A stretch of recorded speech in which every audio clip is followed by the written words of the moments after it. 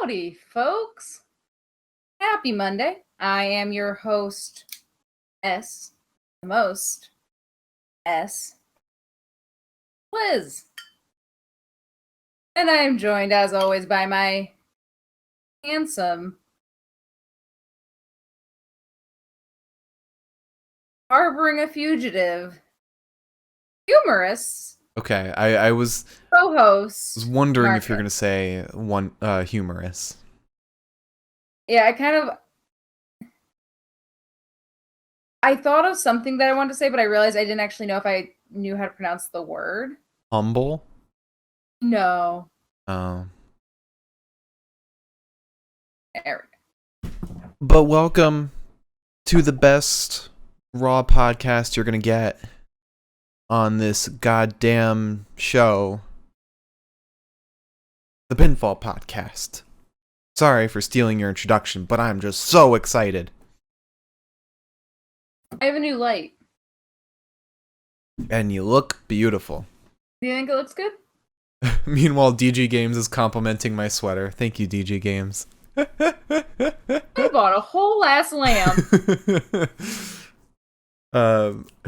My desk needed a lamp because I am stuck in a weird corner of the apartment, and look at me now. Meanwhile, my Like whole background is washed out. I gotta get a better light. You need a desk lamp, like I have. I have a ring light. I just don't have it hooked up. But I have a ring light too. Bobby Lashley is the goddamn champion. Oh, and Pranks in the Hood 48 gave us a fun little fact. This is the first WWE title submission win since Daniel Bryan at WrestleMania 30. Wow. I was wondering about that actually, because when I saw Biz tap out, I was like, I don't feel like I see that very often, but like with Bobby Lashley, it makes sense. Yeah. Obviously. That's really cool. I was hoping we get a spear, but, you know, submission's good too. I have like some criticisms, and not on Bobby Lashley getting the title part of it. Mm-hmm. More so the method in which it was done. I don't know. I think this is like the best booked episode of Raw in so long. Are you going to feel that way though if Drew McIntyre challenges him at WrestleMania and then gets the title back at WrestleMania and then we go through this all over again? I don't think that's gonna happen because he doesn't seem passionate about the title anymore. That is fair. It did seem a lot like, as we'll get into, that he kind of was like knocking that off, which fine. I just heard rumor after rumor at this point that he's going to get it at WrestleMania, and I'd either cut off my left thumb or my right one, which is actually the one I need. I think I think the way it's going is like Drew is happy that the better man has the title. I mean, as much as I would love to see a rematch between Bobby and Drew so that we can actually get like a legitimate match that's not, you know, interrupted by Lana. I think Bobby needs different opponents. I guess I also just would have liked to see, because I mean, it took Bobby so long to win the title. Yeah. I would have liked to have seen him have a storyline kind of going into this. It seemed like that storyline started 2 weeks ago, and that's it. You make points. You make points. I think this is I think this is more the Miz's storyline that we've been following, and now Bobby's storyline is picking up. I hope. It was the only way to make up for him losing his title to Shoeless Joe Jackson. Yeah, I mean, once he lost the title, everyone knew Bobby would get the WWE Championship. Before MVP had that talk with The Miz, everyone was just like, yep, he's going after the title now. But before we get into those details, would you like to jump into some news? I would. I don't have too many stories. It was a boring trying to do this like normally, but like this is a crop top, so I'd love to walk the entire camera. Camera full of pink hair.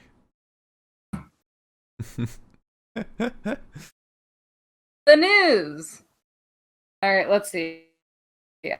All right, let's start with some sad news. Then we'll move into some non-WWE news, and then we'll move into some WWE news.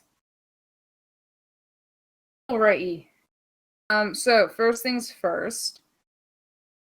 Dean Ho, who was actually named Dean Higuchi, passed away.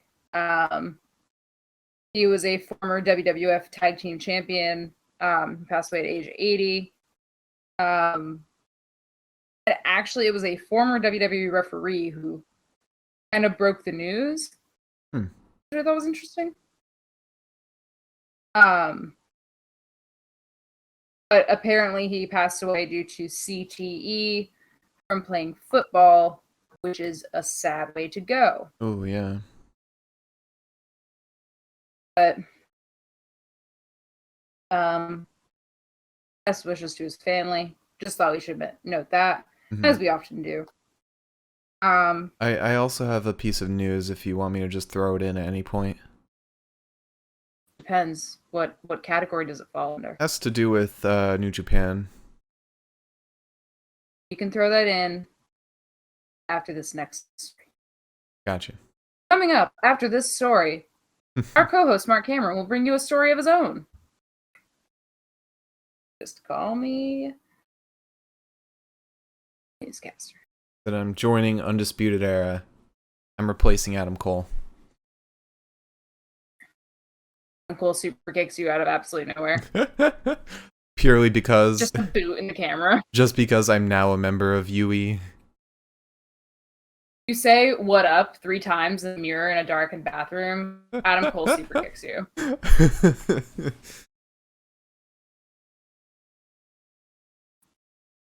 Right. Oh, you remember, Mark. And if you're watching and you remember, and if you remember purely by what, if anybody remembers, honestly, Mark included, congrats. I mentioned a couple weeks ago a news story about Kairi Sane and Stardom's 10-year anniversary show, and how Kairi wasn't allowed to, didn't get the okay from management to participate. Well, it's interesting because the promotional material came out. It featured Kairi? It featured Io. Oh. So Kairi's not allowed to, but as it seems right now, because Io appeared on this promotional material, it looks like she's gonna be in it.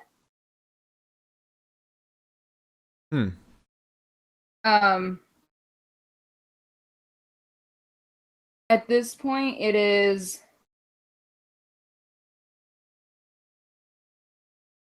It doesn't say what she would be doing on it. At this point, it just says...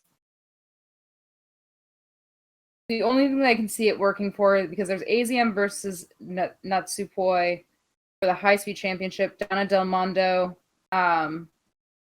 versus... I'm sorry if I butcher any of this. Oida Tai for the Goddess of Stardom titles. The All-Star Rumble Battle Royal seems like where she might fit in. Imagine that the 10th anniversary show is probably saved for people that are still over in that area working for those promotions. Just because I think that just makes sense. But anyways, Momo Watanabe versus Nanae Takahashi. Diori versus Konami for the SWA Undisputed World Women's Championship. Mayu Iwatani versus Yoshiko. in Iwatani's 10th anniversary match, Utami Hayashishita versus Saya Kamitani for the World Stardom Championship, and Julia versus Tam Nakano in a hair versus hair match for the Wonder of Stardom Championship. So I imagine it sounds like Io would be in the Battle Royal. I'm not sure. But it's very peculiar that would happen. Yeah. That way. If they hadn't said, no, you're not allowed to participate to Kairi, I would have been like, oh, whatever, that's interesting that they're letting Io do anything like that. Mm-hmm. But now I'm just confused. Yeah. I don't know. That sounds very weird. And just sounds like super strict, unnecessary strictness from WWE. Yeah, but that's how they've been lately. Unless you're MVP. Yeah. So, my piece of news, with NJPW, they are getting rid of their Intercontinental Championship and combining it with the IWGP Championship. Some famous Intercontinental champions that you will recognize, formerly on NJPW, are Shinsuke Nakamura and MVP. I think Andrade too. Maybe, unless I'm mistaken. They're fusing the two titles together. I'm not sure who the current IWGP champion is, but they're kind of having a match to fuse the two. Yeah. That's curious. It's gotten a lot of fans sad. But I understand that. Yeah. Imagine they just got rid of the WWE's Intercontinental title. Zayn would fit. Yeah.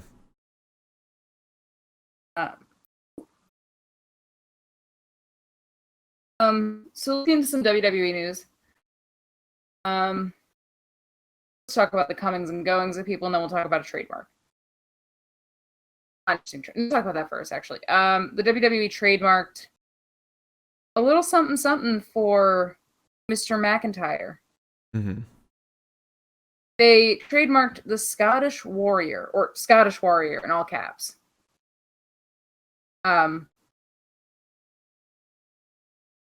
Which I really don't know what that means at this point. I'm sure it's only because they've been calling him that a lot on TV, on Raw, and they just don't want other people to be referred to as the Scottish Warrior in other brands or other promotions, so that when people hear Scottish Warrior, they think of Drew McIntyre. I guess that's fair. Furthermore, comings and goings, Chelsea Green signed a long-term contract extension. Oh, great. Which is great, because, we haven't seen her in a year. Can't wait for her comeback to be ruined by an injury. I know. She's with us until 2024 at this point, so. She'll probably have an injury that will last until 2024. Knowing that poor girl's luck, she's going to come back out for that first return. Mm-hmm. I'll never forget. Everyone was kind of hyped up that she was back, and then we didn't see her at all, and I was like, something bad happened. With her luck, it'll be she comes back, challenges Sasha or Bianca for the SmackDown title, and then during right before that match, she'll get injured. That's so bad for her. But also in terms of comings and goings, Henry is planning to make an in-ring return.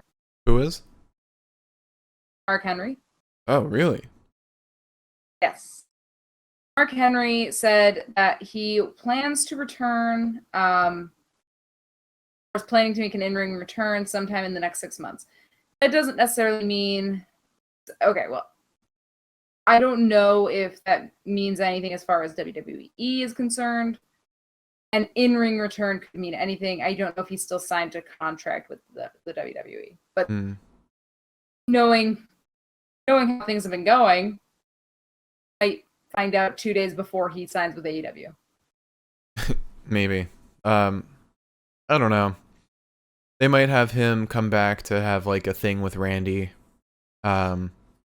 If he's wrestling, it might be that he might come back as a manager for someone.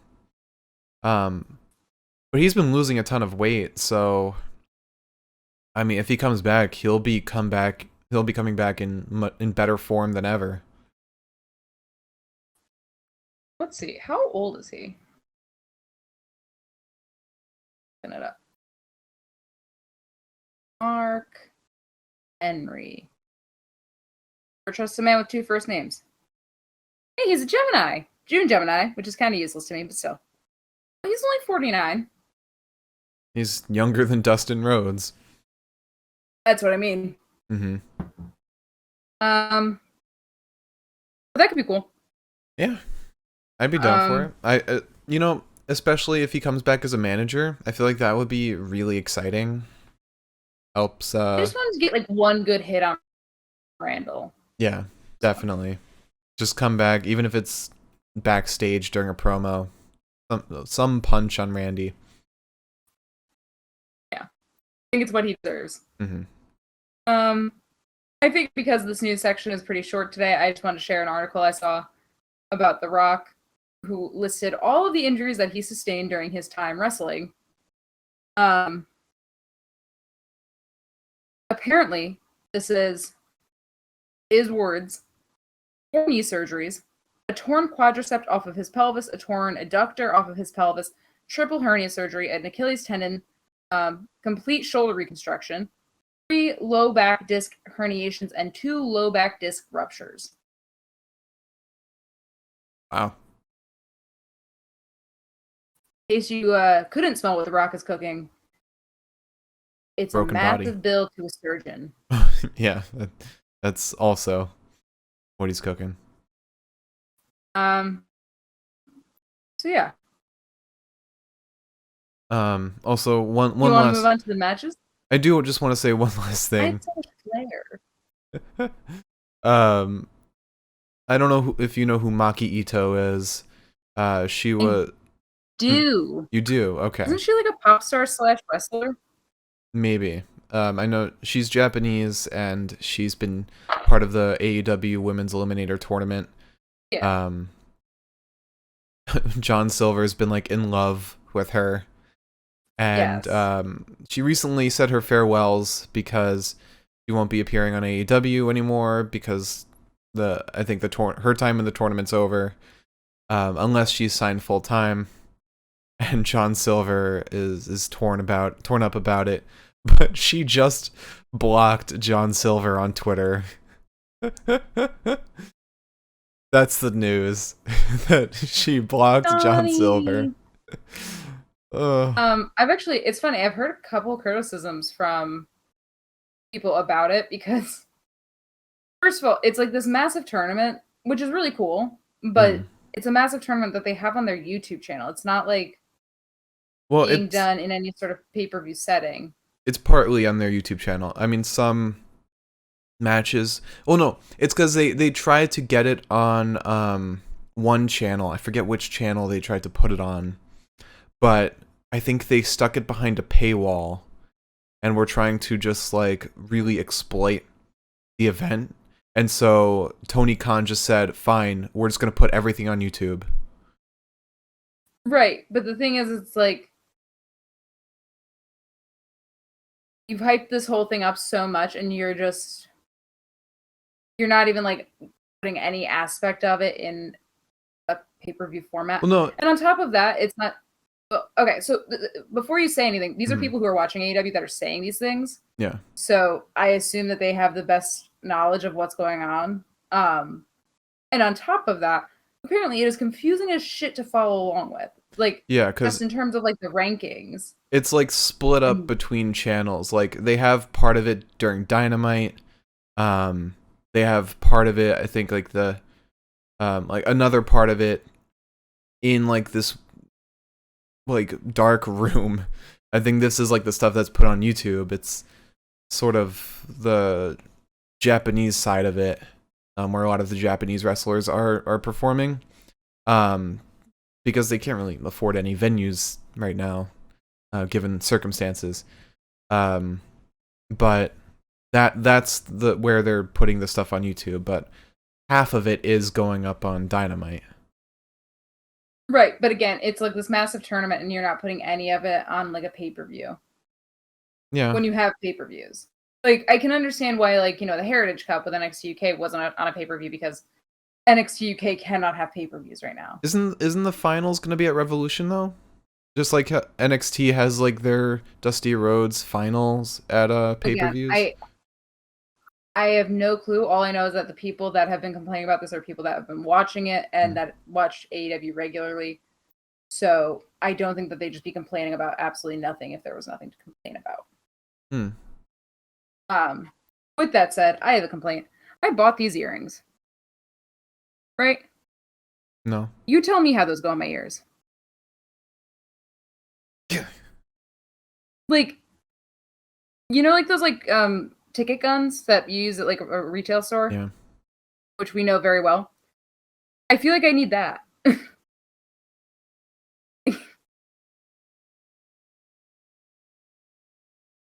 Anyways, that's my complaint for the day. Alright, so matches and promos. Raw episode. First episode of March. I was gonna do matches and promos for NXT. Oh. That's weird. I'm sorry. You let me go an entire episode like that? I can't see it. I can't tell what it says. Son of a bitch. When you have it, when you have the sign up on the tripod, I can't read what's on that little thing. I cannot believe myself. But yeah, great episode of Raw. Great episode, and I don't say that often. I would say it was a decent enough episode for what we expect from Raw. You see, I'll disagree. I think this is on par with like SmackDown. I feel like this was the best use of the 3 hours. Not all the matches were great, but it was a good use of 3 hours. I just don't think it was stellar. That's where we disagree, though. So we started off with man, oh man, Drew McIntyre. Even as not champion, he's starting off episodes. He comes out. He's basically recapping Elimination Chamber, even though we're 2 weeks out from it. And he tries to move on from losing his title, and wants to talk about Sheamus, but then The Miz comes out. And as he's coming out, Mike Rome's announcing him. And then Miz is like, no, announce me right. And he announces him as world champion, WWE champion. Miz says he admires how Drew has been handling everything very cordially, with class. He tells Drew not to point blame and animosity, or he tells Drew not to be mad at The Miz because he should be pointing that animosity at Bobby Lashley for hurting him in the first place.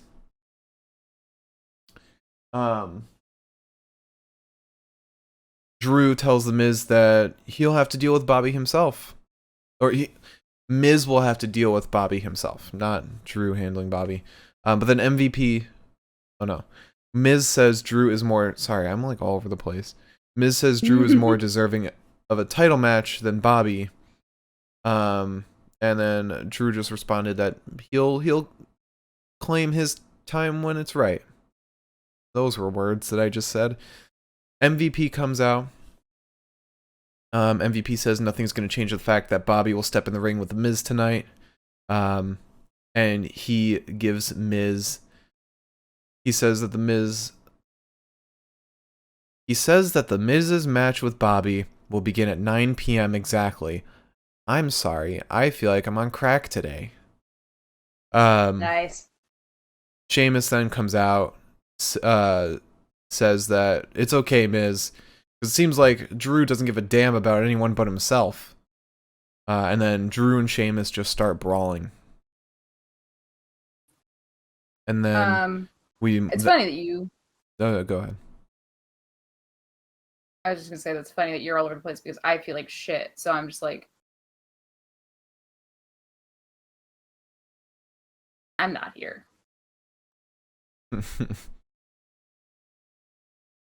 But that I've also been like unnecessarily like aggravated by everything today. Really? Yeah. I could tell. Based on that face you're making. There's a picture of Bobby that's that I put up on the stream that you can't see that is basically how you're feeling right now. It's wide-eyed Bobby. Oh. But Drew and Sheamus brawling brings us right into Sheamus versus Drew McIntyre to start off the episode. And aren't you all lucky little bastards? I took very concise notes on this. Yeah, for an incredibly long match that this was. I think this was, what, like a half-hour long match, if not longer? I think if I didn't feel like my head was about to explode during this entire match, maybe I would have taken more notes, but I didn't. Mm-hmm. So with that said, we get a shoulder tackle to Sheamus and a clothesline as well as some double axe handles to Mr. Drew. There's a snap suplex to Sheamus. Drew then stomps on Sheamus' head. That doesn't last very long, though, because there's a knee to the side of Drew's face and then an elbow to the jaw of Drew's previously broken jaw, which I still can't stop laughing about the fact that he broke his jaw at the same time that Finn Balor actually broke his jaw. And we saw the difference between what happens. Yeah.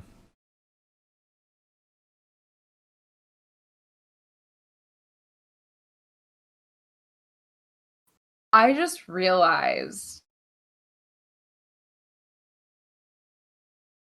the Undisputed Era breakup was probably supposed to happen like 6 weeks earlier than it did. You mean, oh. I think I'm picking up what you're putting down. And then we had the second. No, I don't think so. Because Adam Cole's mad about Kyle and all of his opportunities that he's getting, plural, and failing every single one. If it was just one, it would make sense. What I'm saying is this entire storyline wouldn't have been pushed forward if it weren't for the fact that Finn was part of it, and Finn couldn't be part of it for like a solid 6 weeks. So, just saying. But now we don't have Kyle as a part of it.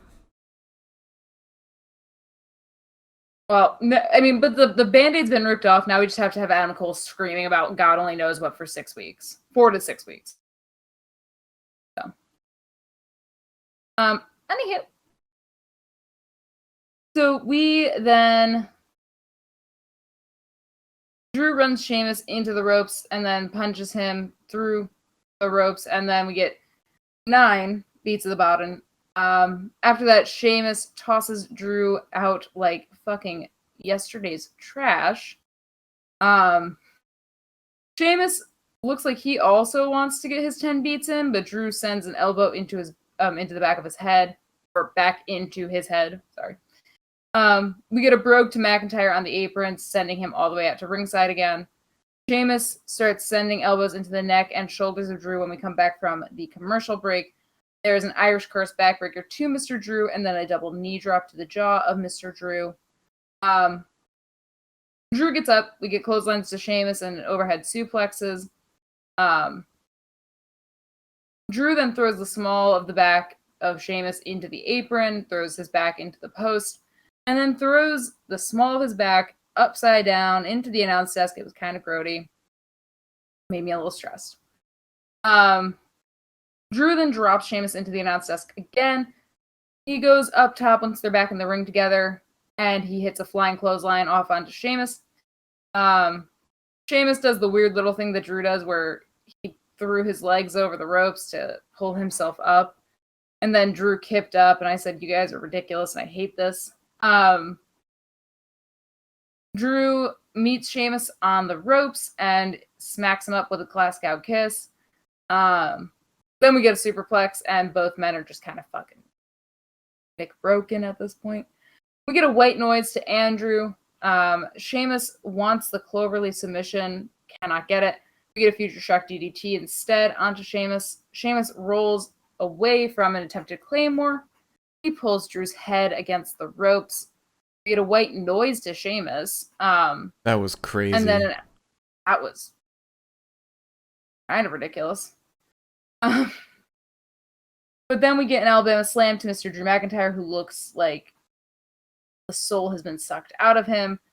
And finally, a very confusing attempt from Sheamus for a brogue while Drew went for the Claymore. The Claymore actually connects, and Drew McIntyre covers for the win.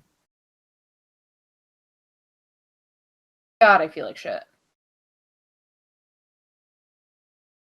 Yeah. It was a good match. It was really great. I just, wish that this clean finish happened at a pay-per-view. I don't know. Or, I wish it ended, they were too busy brawling outside of the ring and both get counted out. And then they just keep brawling across the Thunderdome, throughout the entire episode. That would be cool, but they're old. Hasn't stopped Drew before. Or Sheamus. True. Remember True. Sheamus's, was it Falls Count Anywhere with Big E?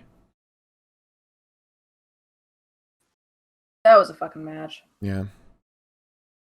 Then we have Naomi and Nia Jax backstage. Naya just squares up against Naomi. That's really it.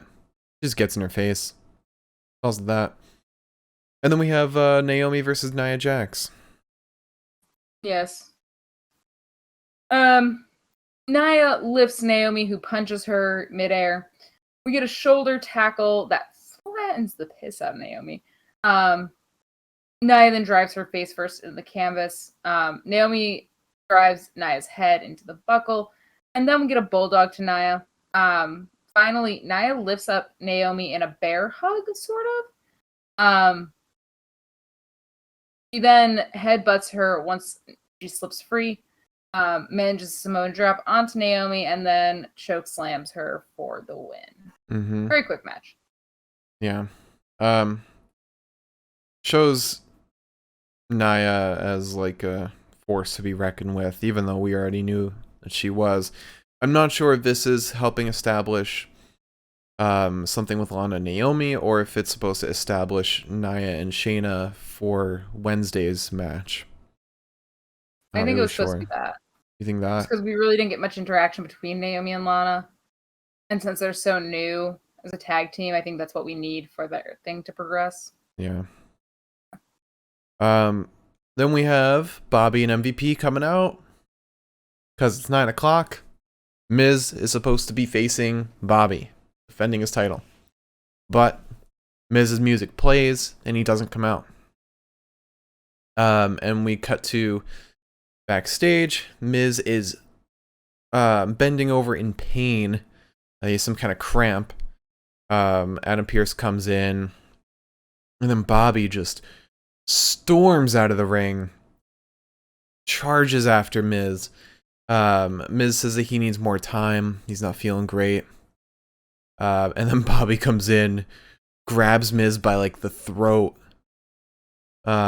Says he will beat his ass for the WWE title. And then after Bobby leaves, Adam Pearce says to Miz, he will carry Miz out if he has to at 10 p.m. to defend the title. Then we have Braun Strowman in the ring. He's talking about being suspended and excluded from the Elimination Chamber match. Kind of on the whole, oh, WWE's out to get me. Wah, wah, wah. And he said that they hate him so much that he doesn't know his tag partner for tonight. He's continually getting pissed off. And then Shane McMahon comes out with Adam Pearce. And we got a whole lot of business Shane today. Not goofy, Muhammad Ali Shane.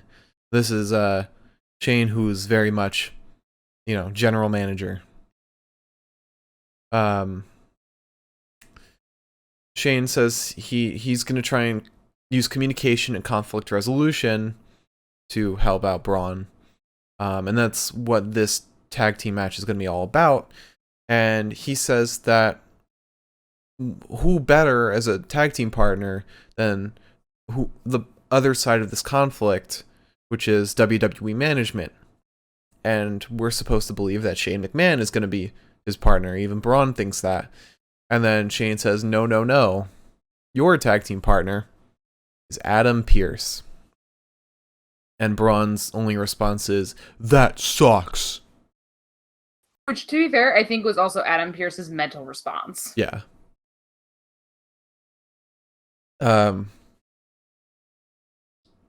But Shane then threw in order to give a little more motivation to working together, he says that the match will now be for the Raw Tag Team titles.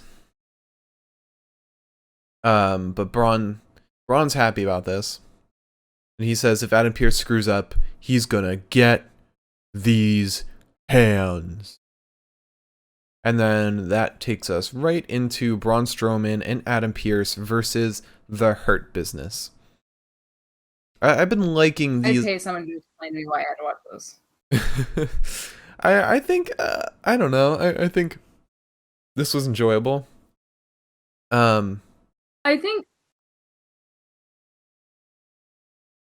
Oh.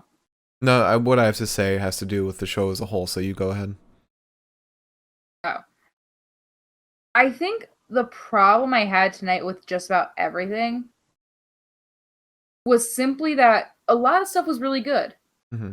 This would have been better if there had been a storyline preceding a lot of it. I don't know. I think there was a lot of storyline preceding this, because we've seen every time we've seen Braun, he's been complaining about like WWE management out to get him, stopping him from doing things, keeping him out of the Elimination Chamber match. I would like Braun to have some charisma, though. I think that's the thing. He has a lot of charisma, but like his opportunities are being halted by WWE. He's like a crybaby, but like in a confident way, not like Mrs. Crybaby. Fair. But I do like how this episode has been like it flows really well. Like you have a promo, you go right into the match that promo's about. There's no like promo, some other match, and then like later on we have the match. And if that does happen, it's like, okay, that match is gonna happen at 9 o'clock, or it's gonna happen at 10 o'clock. You know. Hey, Morgan's Mist. Nice to have you back. But after that match, did we finish the? No. Oh no, we didn't get into it. Okay, so now we have Braun. Now we have Braun Strowman and Adam Pearce versus The Hurt Business for the Raw Tag Team title. It is the fastest you've forgotten that we have not finished or spoken about a match. To be fair, it is pretty quick to talk about. Braun steamrolls through both Shelton and Cedric. He sends Shelton off the apron and Cedric down after him. Does his stupid ass fucking freight train. He tosses Cedric back in the ring. We get like these overhand tosses to Cedric, like twice. Braun spears the post as he runs at Cedric, who runs away. And after doing so, there's a dropkick to the knee of Braun from Cedric. Shelton gets in, hits him with a pump knee strike. Strowman, however, shoves Cedric from the ring, hits a running power slam on Shelton. And then Shane, who's been ringside this entire time, says, tag Adam in. This is all about communication. This is what teamwork is. And Braun argues it. Adam Pearce doesn't look like he wants to go in anyways. And finally, Braun's like, fine. Slaps the shit out of Adam Pearce's hand. Tags him in. Adam Pearce goes for the cover in a way that looks like he's never wrestled a day in his life. It's been a while. And then he gets rolled over into an inside cradle from Shelton to help the Hurt Business retain. Mm-hmm. I mean, the last time he got a cover was when Roman threw his unconscious body on top of Shinsuke. I say I don't think he remembers. Yeah. It wasn't a great match, but I think the story was like what really mattered here. Because now coming out of this, it's going to be even heavier, like, WWE management ruined my title match. Like, fuck Shane, that kind of stuff. Me too, though. And now we get Damian, Bad Bunny, and Elias backstage. Elias has a proposal for Bad Bunny. You know, after the Grammys. Oh no, never mind, that's next promo. Elias thinks Bad Bunny has a lot of potential. And he wants to work with Bad Bunny on a single together. And Bad Bunny simply just says, no. And then, right before the match between Elias and Damien Priest, Elias is talking in the ring and basically just says he was snubbed at the Grammys. That's really it. That's what you should take away from that. And then we have Elias versus Damien Priest. Yes. So we get a wrist lock on Elias. Damien sets to breaking Elias's arm. We get like the lightest little chopski to Damien. But it means nothing because we get a spinning heel kick to Elias. Damien slings him away from the ring. We get a shoulder tackle to Damien and a deep arm drag to Elias. Elias attempts a pump knee strike to Damien, but Damien just turns that into another deep arm drag. Priest is put throat first into the top rope. Elias slams Damien face first, then into the apron, and then sends a knee into his side, or into the side of his face. My bad. We get a clothesline to Damien, and then some strange man that's sitting ringside for whatever reason hits Damien, because I guess Adam Pearce is too busy fighting in matches and doing whatever the hell he does on both SmackDown and Raw to stop weirdos from getting into the ring. I mean, and have him do everything. He's busy with Miz right now, and Braun. It's out of his pay grade at this point. But anyways, random weirdo hits Damien in the face. This allows Elias to get a clothesline. This allows Elias to kind of get a leg up. Tries to send some punches into Damien, but none of them really seem to hit. Damien blocks them all in spite of everything. We get a clothesline to Elias and a broken arrow. Same weirdo distracts Damien. Elias rolls him up. Damien rolls Elias up in a very botched move. It was just like Elias ended up like perpendicular to Damien's legs. I didn't notice and this. Damien kind of had to like scooch him. We get a kick to the face of Elias and a pump knee strike to Damien. Elias is momentarily distracted by Bad Bunny, who's ringside. Just kind of like stares at him. Doesn't do anything, just kind of looks at him and is like, which, to be fair, same vibe. But he does this while attempting the drift away. It doesn't work. We get a bell clap and a high kick to Elias. Finally, we get the hit the lights, aka the reckoning, for Damien to win. Yeah. And then we have an interview with Mr. Randall Keith Orton. Oh, dear God. He's asked about what happened last week. He doesn't know exactly what happened, but he knows that Alexa Bliss had a part in it. He suggests that Alexa Bliss moves on with her life unless she wants to end up like the Fiend. And then there's a TV right behind Randy that Alexa Bliss just shows up on. She's holding a little Jack in the Box with a pentagram on it.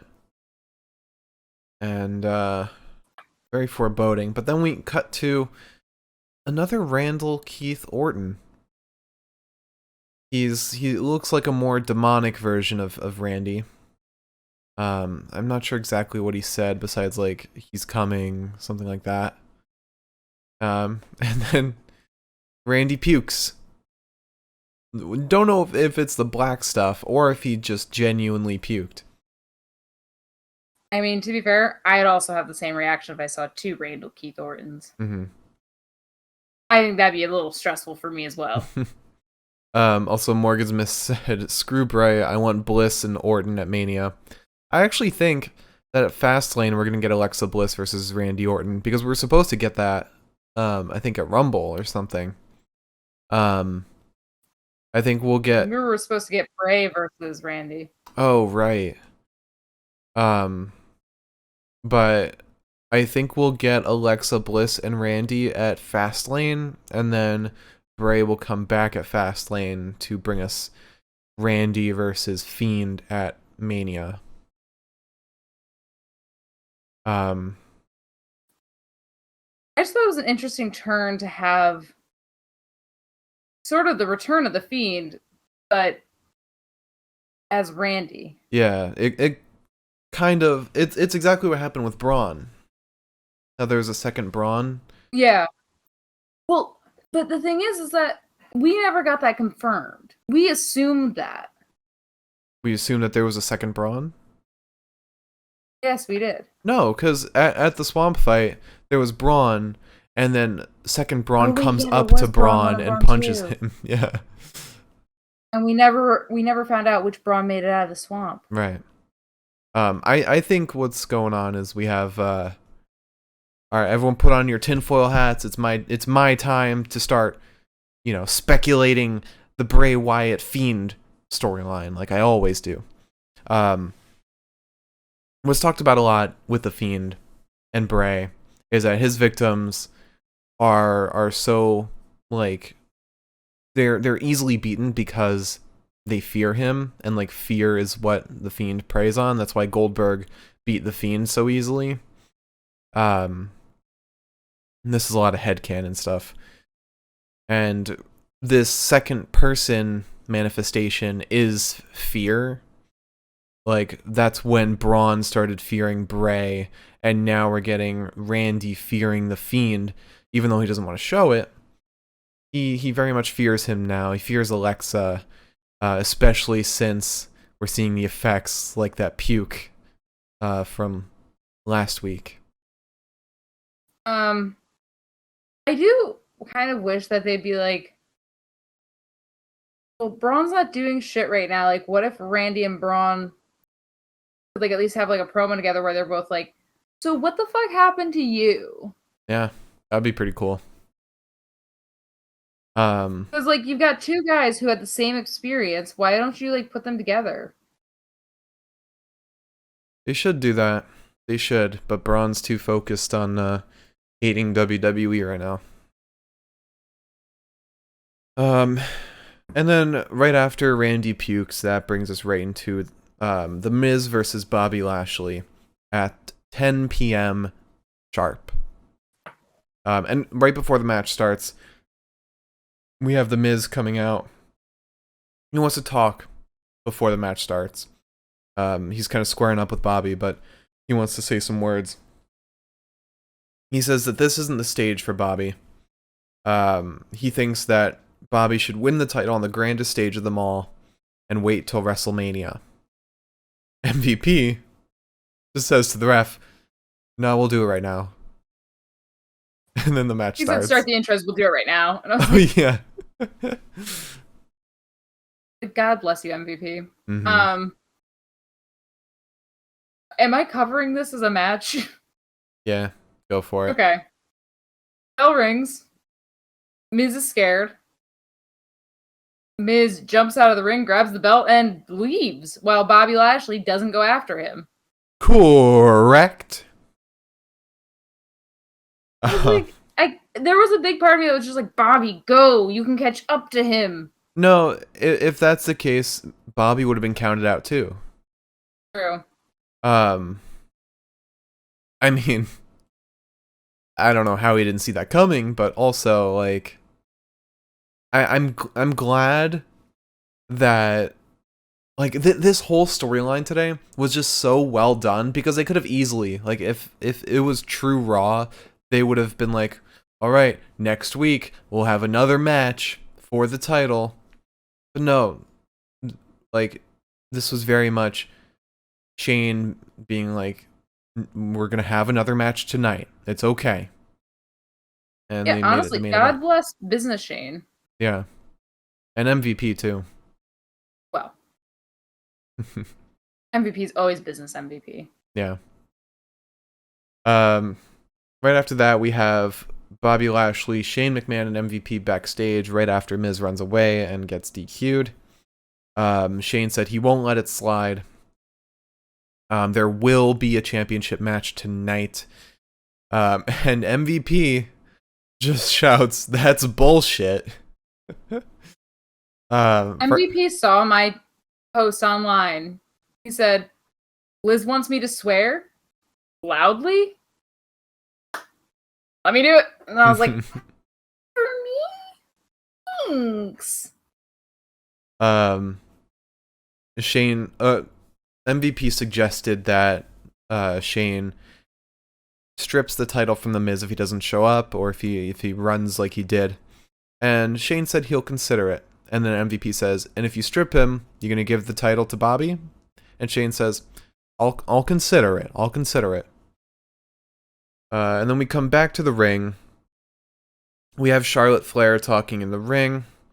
She's talking about Asuka and said that she wanted to be a good tag team partner with someone she respects. She's been respecting Asuka as a champion for the 6 to 7 months that she has been champion. She says that she's been very strong. That makes one person in the WWE. She said that we're 6 weeks away from WrestleMania, and that she wants the Raw Women's Championship from Asuka at WrestleMania. But Charlotte unfortunately can't have that match right now because Asuka is home injured after she had her tooth knocked out last week from Shayna. And then we get Shayna and Naya walking out. Shayna says that she is the reason Asuka has no teeth, even though she only lost one. Ideally. Yeah.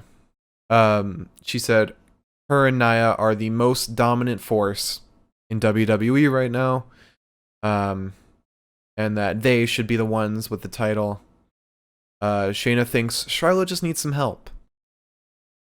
But Naya said, what Naya said here doesn't make any sense.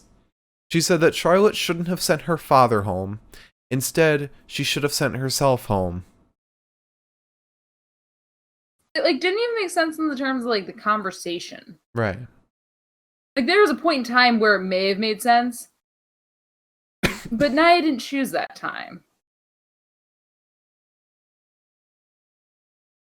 Yeah. You good over there?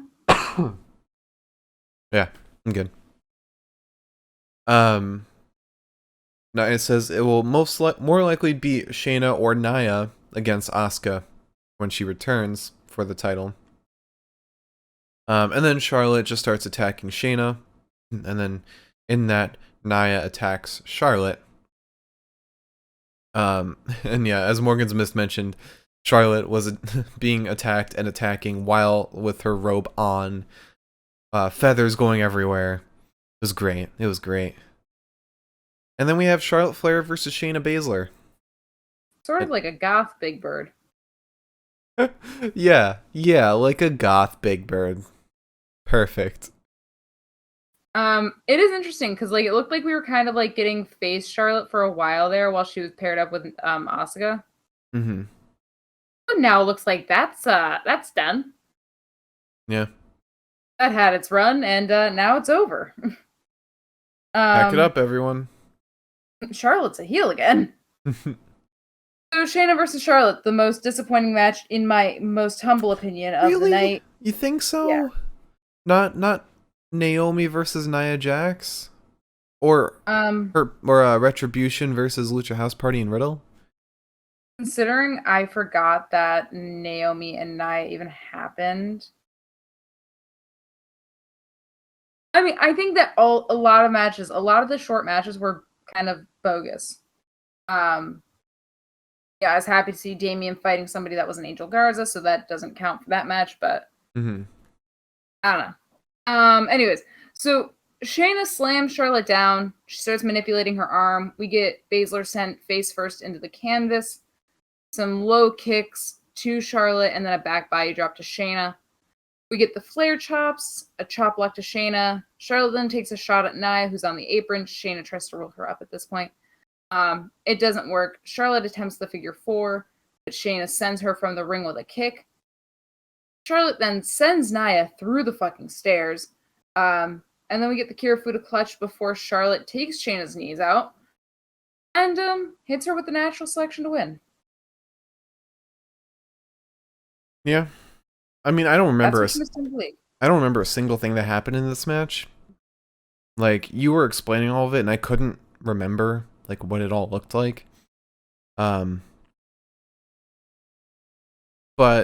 given the lengths of the matches, I'd say that the Naomi versus Naya one was a little more disappointing. Mostly because that one didn't have like a promo or anything surrounding it. It was just like it felt like it didn't serve any purpose. But then we're backstage again with Adam Pearce and Shane McMahon. Shane tells Adam if Miz doesn't show up or runs away, we strip him of the title and give it to Bobby Lashley. Adam Pearce says, yes, sir. Goes out there. And at this moment, I was like, yes, we are getting Mr. Lashley as the champion. And then before that, though, we have Retribution versus Lucha House Party and Riddle. Oh my god. Let Lucha House Party just fight somebody on their own. Cowards. I was hoping that since they were fighting Hurt Business so much that they would get a tag title shot.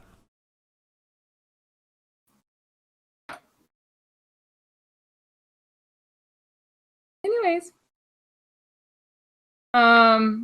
So T-Bar hits Riddle, who's the first one in, with a choke slam. Slapjack gets in, hits a knee drop onto Riddle. Dio gets in, or Mace. Mace then whips Riddle into Slapjack, accidentally. Whips him into Slapjack as Slapjack's walking back across the apron, and Slapjack just kind of like jumps, like, Jesus Christ. I was like, my prince.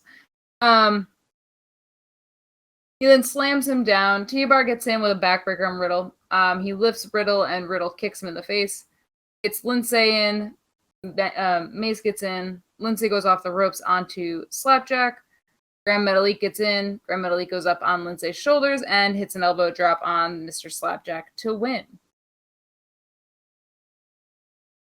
Yeah. Morgan's mismentioned. I enjoy that Cedric and Shelton are not getting broken up, but still the inconsistency of their booking is really annoying. I'm going to disagree on one thing. I think they are being consistently poorly booked. Consistently forgotten. I think, so I was just talking with my friend, Miriam, about this. And I kind of realized that, like, I don't think that they were ever getting broken up. In a weird way, I think what happened with Shelton and Cedric almost kind of created personality roles for people to fill where there weren't personality roles originally. Yeah. In that it created, like, Cedric as, like, this psycho little chihuahua of a dude. Pitbull. Shelton as, like, a more responsible, like, keeping him on a leash. It made MVP, like, the father of everybody. Yeah. And Bobby just, like, you know, the lead horse in the carriage. Bobby's the angry uncle. Yeah. Who the father lets hit the kids. I think it did a lot to, like, differentiate them as people. Mm-hmm. And I kind of don't hate it. Like, I like the idea of Cedric kind of, like, getting off the rails a little bit sometimes, and MVP having to sit there and be like, is this really my son? Yeah. Also, can we discuss my eyes look fucking, like, green? Yeah, they or do. Just lighter than they normally do. I think it's that light. That light's good for your eyes right now. Not your sight, but how your eyes look. But that match ends with, Mustafa getting mad at Retribution and says, fine, I'll do it myself. And then him and Riddle have a match. Which actually, this match was fun as hell. The match was stressful as hell. The ending was stressful. Like that last move. Don't know if it was a botch or anything, but... Okay. Riddle attempts a triangle submission hold on Mustafa before slamming him backwards. Slamming him back first into the canvas with a gut wrench suplex. We get a kick to the face and a drop kick to Riddle's elbow. Mustafa then wrenches Riddle's arm underneath him. We get a neck breaker. He goes for another, but Riddle puts him into what I can only describe as the Kirifuda clutch. Then we get a Pele kick to Mustafa, as well as a kip up. There's a German suplex to Mustafa. Riddle fails the PK. He fails the moonsault. Successfully sentons down on to Mustafa. Hits him with a flash knee. And then Retribution is like, oh, so you don't need us? Okay. Slapjack distracts on one side, waves Mia over. Mia gets up, distracts on the other side. Then Dio distracts Matt Riddle, who is on the going up onto the top buckle, just so Mustafa can jump up behind him. And then, like, I don't know what the move was. It looked like it was supposed to be like a backstabber. But instead, it just was like, it like pogo sticked him down to the ground. Right. It looked like Finn's stomp, but with his hands. Yeah. Really weird. I wonder if it was botched, because it looked like he didn't have the right footing. It didn't look like he had any hold on Riddle either. Right. But yeah, I don't know. It looks cool though. It looks brutal enough to where I want to see more of it. Right, absolutely. And then lastly, as the last promo of the night, we have Shane, Adam Pearce, and Miz backstage. Miz is arguing that he legitimately defended the title, that he deserves respect. And then we have Bobby Lashley versus The Miz to end the night. Before the match starts, Adam Pearce and Shane McMahon come out and say, I want to introduce you all to everyone that will help keep this match in order. You're Lumberjacks. And then the whole men's locker room comes out, including Retribution, which felt kind of weird, but... Mine is Drew, though. Mine is Drew and Sheamus. Yeah, minus Drew and Sheamus, because they were too busy brawling in the parking lot. There you go. Maybe you got what you wanted, you just didn't get to see it. Oh, good. Fine. Alright. Shall I? Yes, go for it. Shall I take us home? Okay. Miz tries to hit Bobby Lashley with the title. And Bobby says no. Yanks it out of his hands. A punch is thrown at Bobby and it just awakens something inside the poor man, who goes absolutely feral. He throws Miz into the buckles, starts spearing him in the corner, throws Miz again. We get a flatliner. We get a huge spine buster onto the Miz and then a full Nelson. And my God, Miz tapped like a little Irish rubber dancer. Got right on out of that shit. Bobby Lashley won the fucking title. Shelton and Cedric were losing their absolute fucking shit on the sidelines. And most importantly, Bobby Lashley said, I did not put enough of the hurt on him. Throws him back into the full Nelson just one more time for good measure. Now, what I can guarantee will happen. Fastlane, Bobby and Drew. WrestleMania, Bobby and Brock. A lot of people are saying Bobby and Brock, and I'm like, Bobby, I'd like that. I would, but like... Mm-hmm. Bobby's talking about Brock too much for it to not come true. Man, it sucks. I hate Brock Lesnar as a person, but like, god damn it, would I like Brock Lesnar back as a wrestler? Yeah. Also, Morgan's missed. I didn't notice this, but he said Akira Tozawa single-handedly keeping kayfabe alive because when he saw Retribution, he was scared. I didn't realize that. I noticed a couple of facial expressions from him, but I couldn't quite tell what they were directed at. So I just kind of thought it was at the match. Hmm. Also, Mm-hmm. it's important for me to bring up. Pardon me. Humberto Carrillo came out today, and this man got a nice, fresh little haircut. He's looking something fierce. I just want to say, if Murphy hasn't taken the spot yet, like, oh, that's a lot of gin. Oh, Morgan's Miss said that he grew a beard. yeah, he's got facial hair now. I only I only knew that because I've been watching Main Event. Oh man, I've got to start watching that then because like I just remember that that's the only place I can see him. You don't need to. You don't need to. I mean, the matches are fun, but like because it's basically just a WWE recap show, you gotta like watch the first match, skip, go a little too far past the second match, rewind. It's so annoying. But if I watch on my laptop, then I can just like point and click. True. I watch it on TV.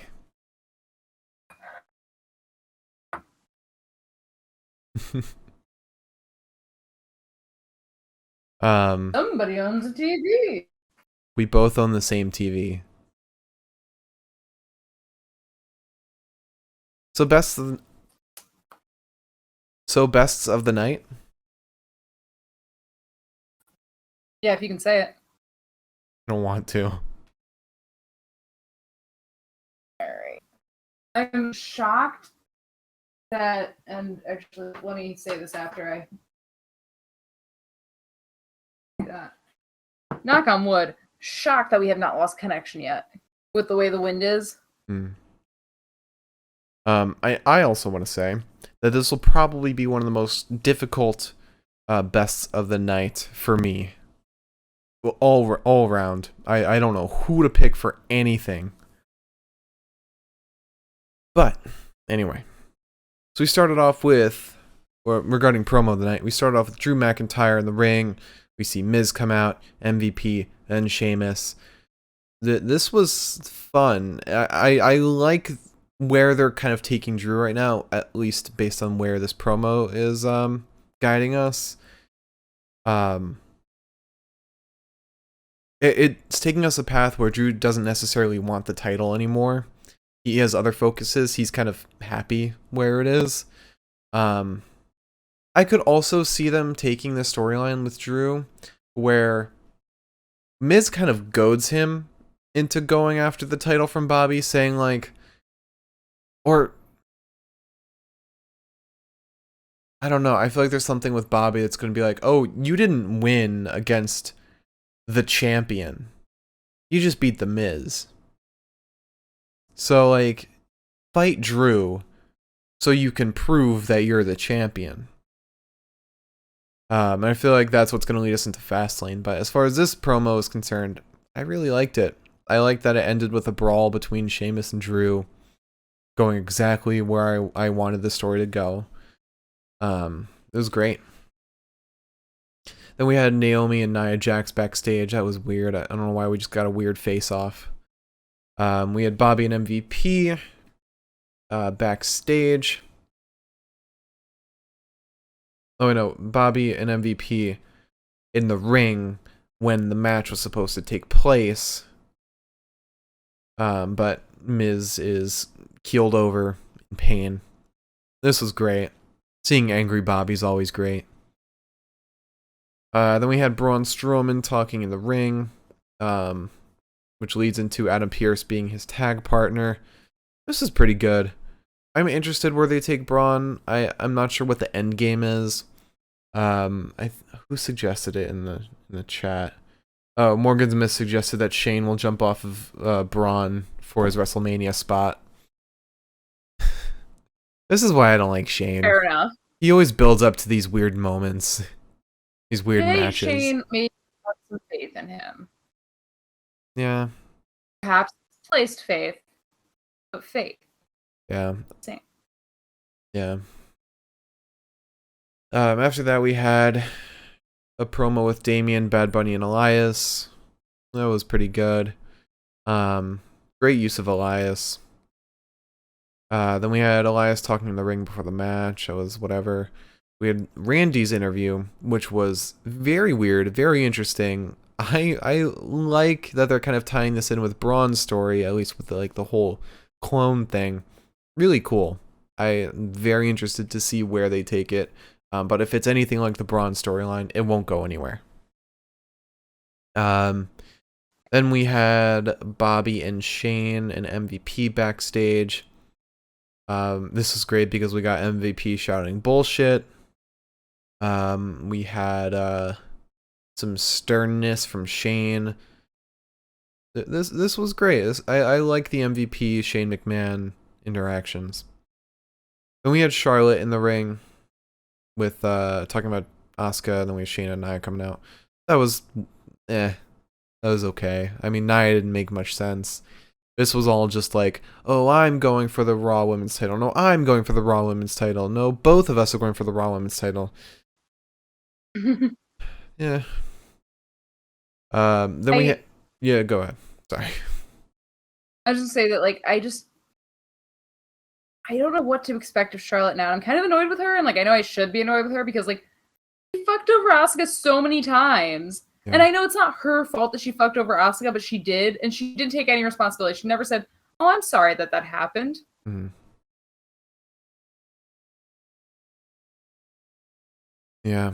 I don't know. At this point, I don't want Charlotte to be the Raw Women's Champion. I want Asuka to have a better run. Like this. It seems like the obvious choice too. Yeah. I don't want the obvious choice. She's been off TV for so long, and when she's been on TV, it's been in like bad matches. Like, give her a good run. She started out great, and now she's flatlined. She's been flatlined for months now.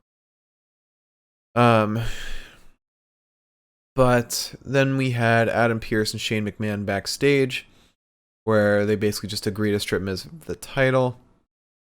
And then we have Shane, Adam Pearce, and Miz backstage, where Miz just gets mad and starts yelling. That was alright. So, my pick for promo of the night. Oh my god. I'm gonna say the first promo with Drew, MVP, Miz, and Sheamus. I think that tied a lot of storylines together and put us in a good place for A, to start off the episode, and B, to move forward in Drew's storyline, in Miz's storyline. This is a great place to kick off. Confusing you aren't choosing the promo where MVP yells, "This is bullshit." You know, Morgan's Mist agreed with you. He said if you guys draw on your pick, I'll vote for MVP shouting bullshit.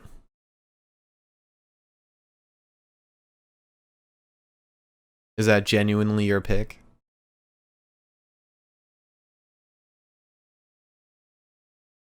Partially. What's your... Only because... Mm-hmm. Well, I agree with you. I do.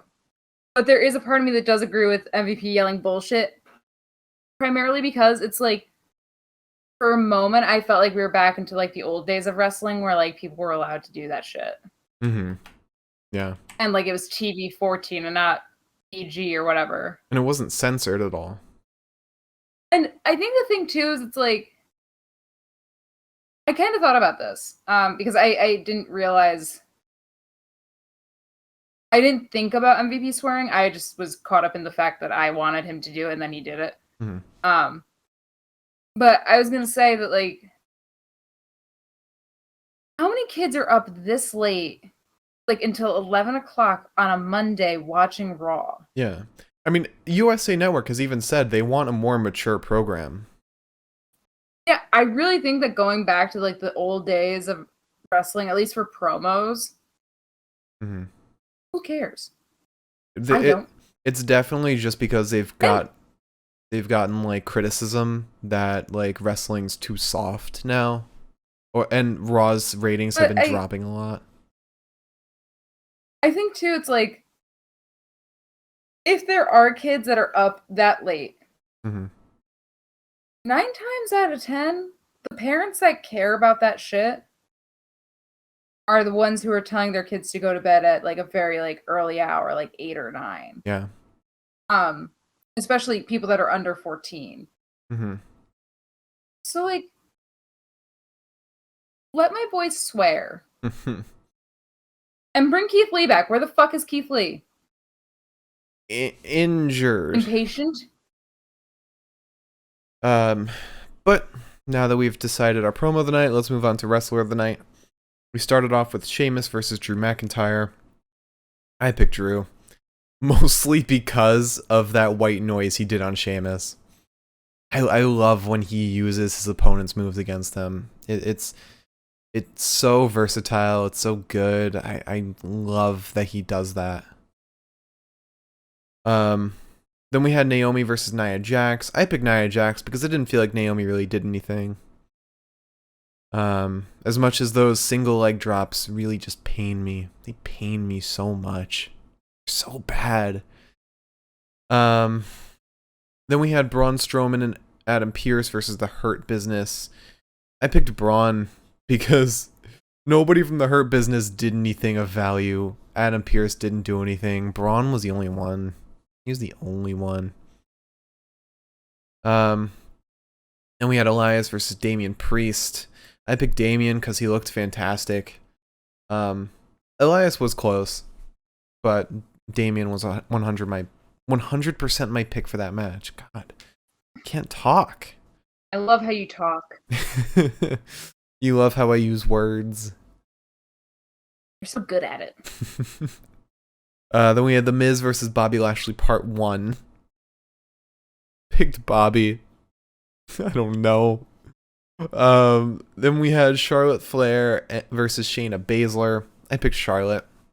Shayna didn't do a whole lot, but Charlotte looked mean. She looked real mean this match. Shayna looked mean.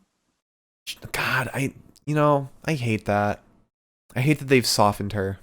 I don't know if it's her. I don't know if it's WWE, but you can't even. I think also. I was just gonna say, like, you let her. She kicked a person's teeth out. Yeah. And we're still going after Shayna as like this like mediocre who's he what's.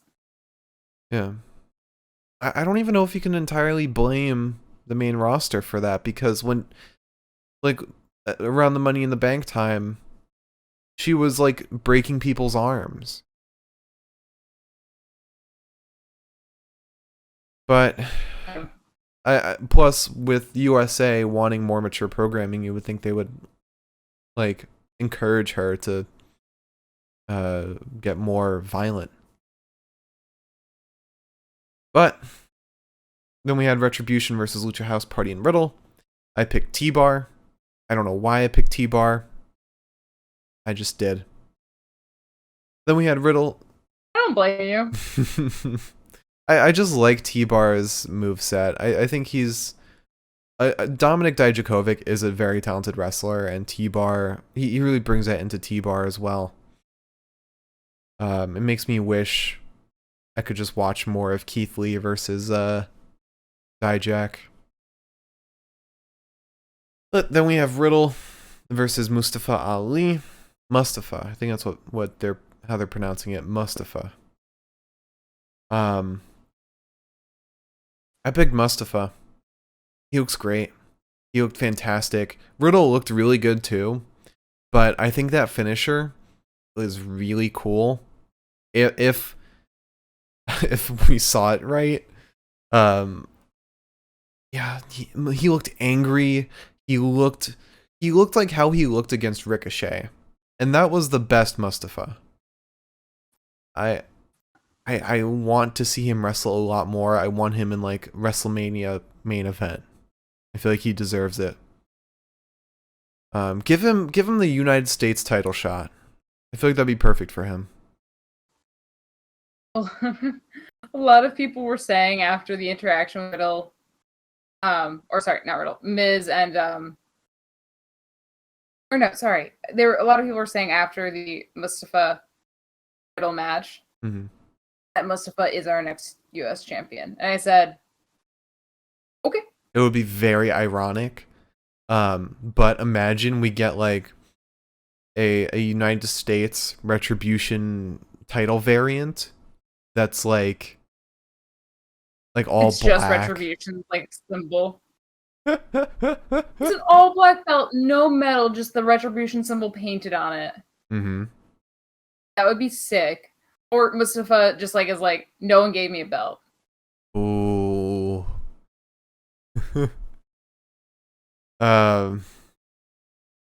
But lastly, we had Bobby Lashley versus The Miz, and I have no choice but to pick Bobby Lashley. Every time you say lastly, we have Bobby Lashley, I'm like, you're just asking to trip over your own fucking words, aren't you? It's the complicated stuff that I am like fine on, but saying simple stuff is so difficult for me tonight. Today, I had to spell out the word access 17 times, or accessed. And I'm just like, I was looking at my computer and I was like, none of that's right. I like wrote Axeed at one point. I was like, what are you doing? But yeah, Bobby Lashley in the last match. He is the only one who did anything of value. And he still looked mean. Cedric and Shelton. Sorry. They're close contenders. But my pick for Wrestler of the Night is very tough. It is so tough, but now that I think about it, now that I went through all my choices, I think there's only one choice. Drew McIntyre. Oh my god, no. No? You don't think so? No. Who do you think is Wrestler of the Night? I honestly would say Bobby, only because admittedly his match was shorter, but at the same time, the character stuff that we got out of him, there was just something about his match that I liked more, whereas with Drew's match, there was so much more I could have asked for. Where I expected, because Drew's pretty good at giving us facial expressions, especially during matches. Nothing ever hit me like Drew was sad that he was fighting his best friend up until the last moment after the match ended. I thought that we got the same old Drew that we always get. That's fair. I would feel weird voting for him. You make a good point. So I'm going T-Bar. You really? No. I was like, I'll go with you on that one. Fine. Are you willing to compromise on Mustafa? Yes. Okay. Yes. He showed a great performance, even if that was supposed to be a backstabber at the end. He sold it well. Yeah. And he didn't break Matt Riddle's neck like he looked like he was about to, which I mean, that's what it came down to.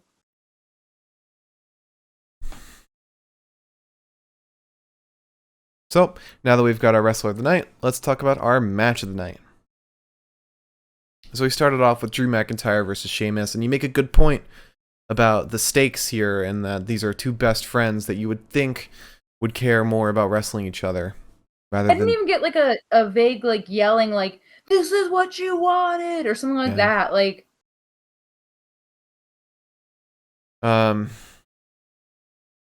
maybe like a pay-per-view we'll get like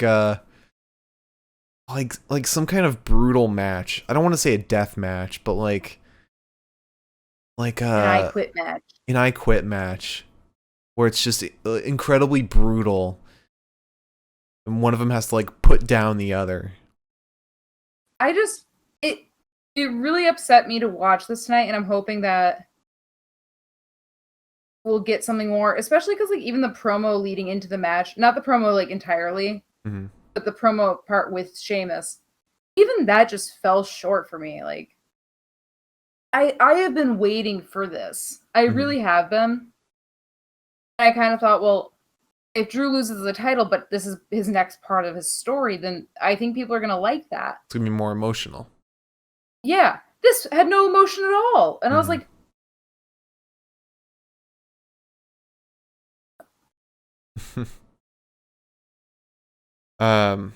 but because we have to talk about the rest of the matches, we had Naomi versus Nia Jax. And then we had Braun Strowman and Adam Pearce versus the Hurt Business. hurts so bad. I gave it as much attention as Vince McMahon did. The Braun Pearce Hurt Business match was okay. I think it was great for story. Shane being jackass Shane. Hurt Business winning despite the odds. Although Adam Pearce did look like he hasn't wrestled a day in his life. It was fine. It was serviceable. We had Elias versus Adam Pearce in a surprisingly great match. I really like this. I like the performance. Damian Priest? What did I say? Adam Pearce. Yep, that's what happened. Elias versus Adam Pearce. Great match.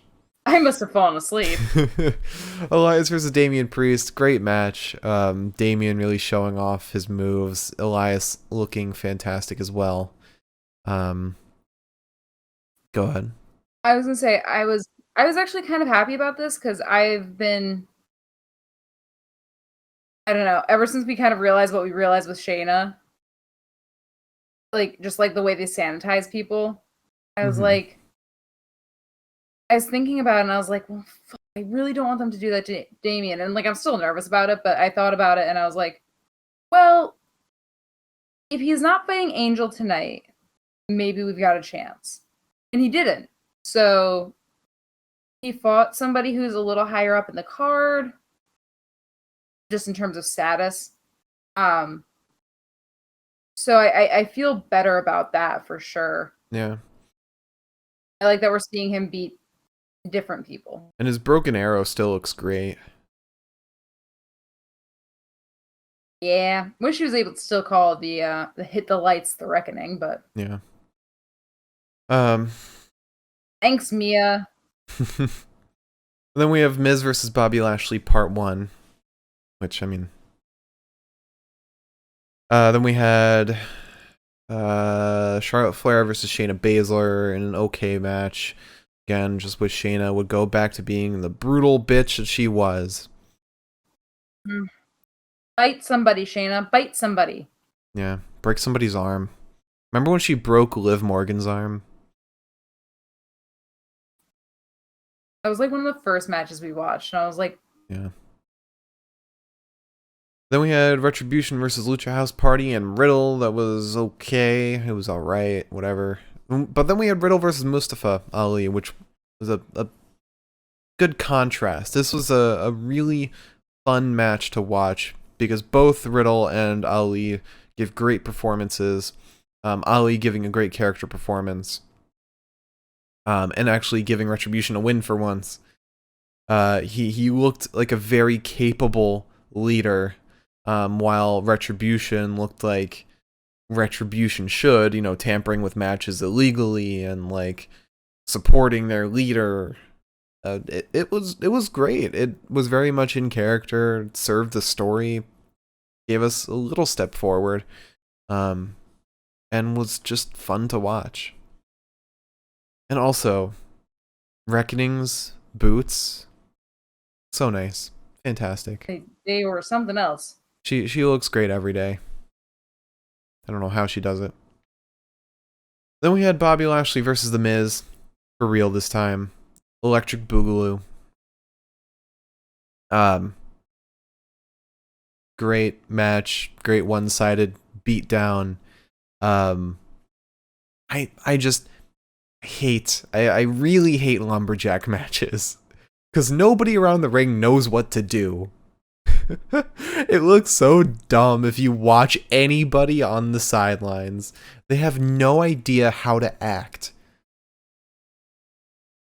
But it was nice to see Bobby Lashley dominate. It was great to see him rise victorious. Great to see Cedric and Shelton just jump for joy at their friend, their mean uncle. They looked like excited schoolgirls when he finally won because they were like facing each other like. It was like, yay! Oh, it was good. It was really good. But this wasn't really a match so much as a beatdown. I mean, it was amazing for story. We finally got what we wanted, which is Bobby Lashley holding the title. I mean, if Miz put up more of a fight, I feel like I would have liked that less than what we got. Because they're definitely leaning hard into Bobby Lashley being a dominant champion. If Miz put up any kind of a fight and got any hit on Bobby besides like the one slap that he got, that would just be bad news for his dominant title reign. Yeah. But imagine next Survivor Series, Bobby Lashley versus Roman Reigns, or alternatively, Stop it. Bobby Lashley versus Big E, or alternatively, Bobby Lashley versus Edge. Oh yeah, Bobby Lashley versus Apollo, Or versus Spear. Bobby Lashley versus Shinsuke. Bobby Lashley versus Anyone. the entire men's roster at one time. Yeah. I don't know what to pick for a match of the night. I really don't. Riddle versus Mustafa was a great one to watch. Bobby Lashley and Miz was like the perfect way to carry the story. And a great payoff after this whole. You know what? Bobby Lashley versus the Miz. It was the perfect payoff for Elimination Chamber and this entire episode plus last week's episode. I think it was a great. It was great. It was satisfying. Everything we wanted. I agree. That was exactly what I was going to go for. I think it was good to watch him win. I think that it was exciting to watch him win. It left me excited to see where this is going to go. Mm-hmm. Also, Morgan's Miss suggested Lashley versus Cesaro at Survivor Series. Imagine that. I know we're like a while away from that, but Jesus Christ, that'd be good. We are 8 months away. See, when you put it like that, like it doesn't feel that far away. Yeah, I mean, we're 2/3 of the way there, or we're 1/3 of the way there. We have 2/3 left. All right, calm down. It's doing Scott Steiner math. So to run it back, our promo of the night. MVP gives Miz a deadline while Drew McIntyre and Sheamus brawl. Wrestler of the night, Mustafa Ali. Match of the night, Bobby Lashley versus The Miz.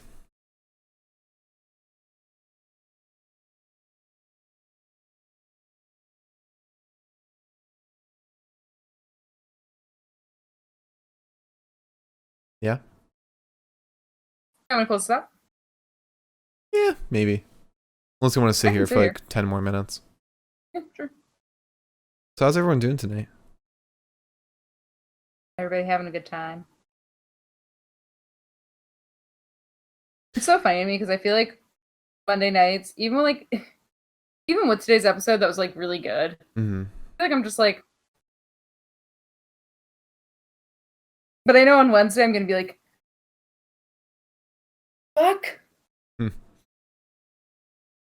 Morgan's Miss said, I'll disagree with the match just because the opener really surprised me, but the main event was very good as well.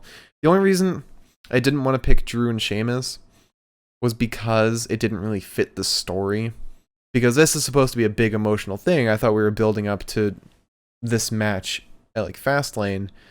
Like it felt like neither of them had stake in the match. I agree with you on all that. I was just gonna say that I feel like we'll still get this at Fastlane. Mm-hmm. Yeah. I wouldn't be concerned about that. I just I wanted to like this, but I feel like we've seen Drew McIntyre in so many matches that meant something to him Mm-hmm. that this just didn't feel like it. And it's weird because, like, we always say, like, when best friends are fighting each other, it usually goes really well because they've trained together normally and they know each other and they know each other's style. So I was expecting a lot out of this match. And, like, we kind of got some cool stuff, but at the same time, it's like the fact that I didn't sit back from that match and say, woof. Mm-hmm.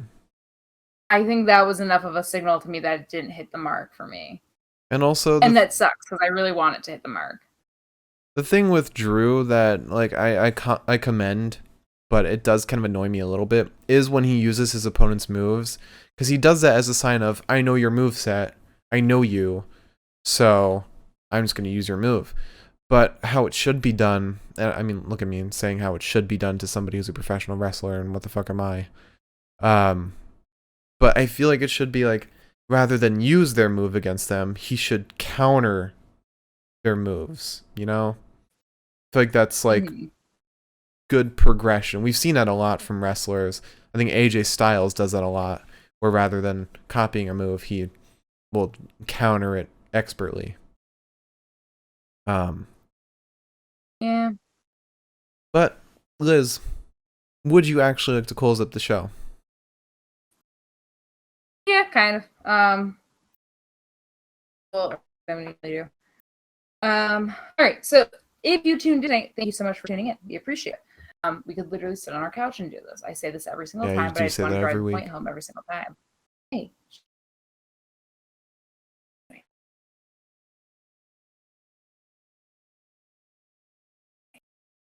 If you tune in the future, thank you so much for tuning in. Hope you're having a good day. Like, I don't know. I don't know what's coming up.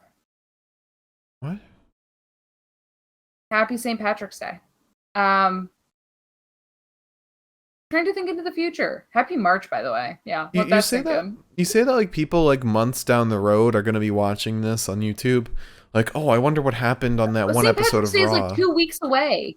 Yeah, still. You never know. Anyways, happy St. Patrick's.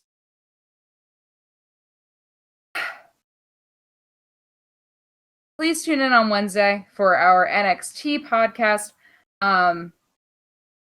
Wednesday nights are always our favorite nights. They are the most fun. We get to find out if Adam Cole actually has remorse for any of the things he does. Spoiler alert, I already know he doesn't. I don't know why we have to play that game. Will Bobby Fish come back? Probably not. Anywho, so please tune in. It'll be a good time. It'll be a fun time. It's only 2 hours of a show. So, but yeah. Thanks. And thank you all for watching, everybody. If you enjoyed, please hit that like button. Nope. Follow button or subscribe button. I'm so glad we're at the end so that I can stop talking. Follow us on Twitter at Pinfall Podcast. My Twitter is at the Mark Cameron. You can find Liz at Eliza Elaine23. Our YouTube is the Pinfall Podcast. This will be going up tomorrow-ish, maybe, if things go right. And if you're watching on YouTube, check out the live show, twitch.tv/the Pinfall Podcast. And last but not least, don't forget to check out the Universal Pokemon Federation on YouTube. It's a cool project we're all working on together. Really great stuff. Combination of WWE and Pokemon. So if you enjoy either of those things, you should definitely go watch it. Alright, thank you all for watching. Hope you all enjoyed. We'll see you on Wednesday for NXT, our favorite night of the week. Have a great night.